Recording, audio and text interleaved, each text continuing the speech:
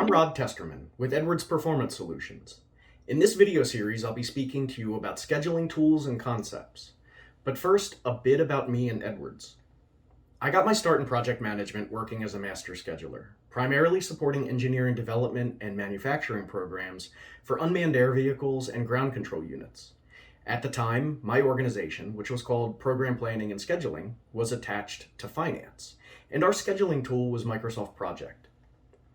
Over time, we began integrating cost and schedule, incorporating earned value, and established a project server environment. Eventually, we shifted our primary application to Primavera. Now, for the better part of the past decade, I've been here at Edwards Performance Solutions, where I work as a program manager in support of our government clients. We were founded back in 1997, and our core business is focused on enterprise management, training and development, IT services, and cybersecurity, serving both the public and the private sector.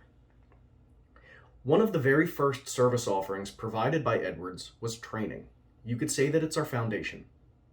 When we conduct training on a scheduling tool and see the concepts really start to click with our students, we often hear the phrase, "I can't wait to use this to plan my project."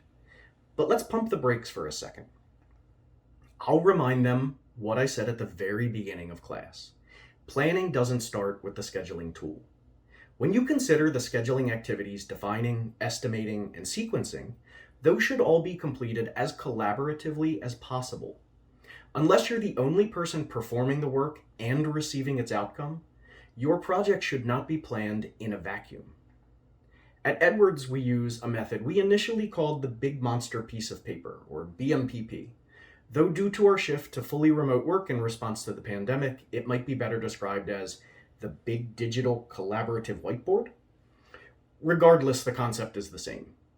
You need a space, physical or virtual.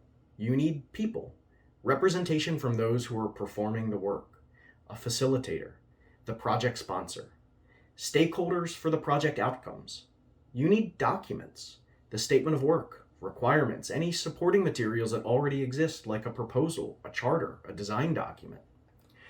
Maybe have the senior leaders say a few words of encouragement and then get them out of the room so the rest of the team feels like they can speak freely.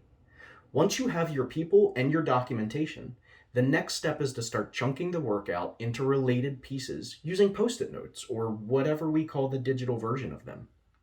Start with the low-hanging fruit, deliverables, recurring tasks. Move on to the big buckets of work that will probably become your summary tasks.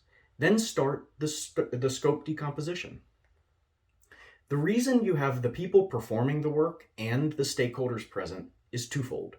First, as they are providing input, they're also conveying ownership or at the very least awareness. Second, this is your best opportunity to start flagging constraints and dependencies. Confirm your assumptions, document them. Draw lines from task to task.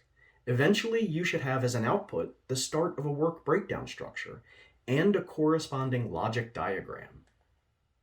This comparatively low-tech approach will help enable structured planning and communication between project team members.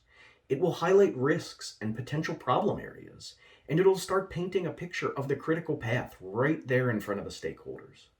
At that point, you've collected enough information to begin schedule development. Don't forget to share your proposed schedule back with the team to ensure that you still have their buy-in. I've got a lot of other scheduling tips that I'm excited to share with you, so until next time, thanks for watching.